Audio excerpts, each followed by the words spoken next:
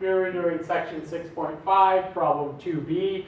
We need to come up with solutions for this equation. Now what we have here is a trinomial, but it's not in quadratic form. So first we need to move everything to one side, and you should pick the side so that your squared term will be positive. So we need to move this y to one side. So we end up with y squared minus y. These cancel out, equals 20. And then we move the 20 as well. So we end up with y squared minus y minus 20 equals 0. So now we have a trinomial in quadratic form, so we can factor this. We will always end up with a binomial when we factor. We know that we will get y's for both of them. We'll look at the sign of the second one, and it's negative. So that means our signs will be opposites.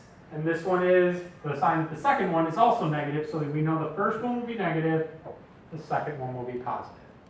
We are now looking for factors of 20 that get us to -1, where 1 is positive and 1 is negative. So we have 20, we could do 1 and -20, or -1 and +20.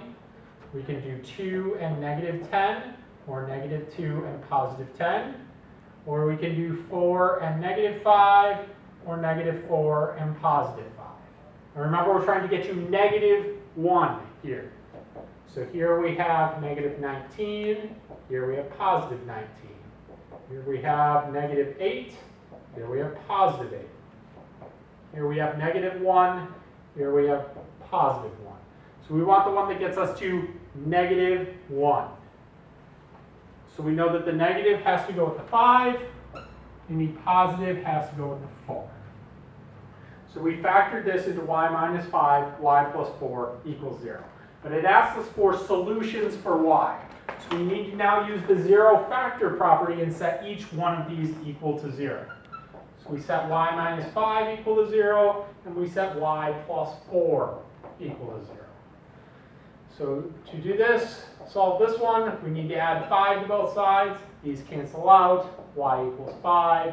Here we add -4 to each side, and we get y equals, these cancel out, -4. So we have two solutions here, y equals 5 and y equals -4 to this equation.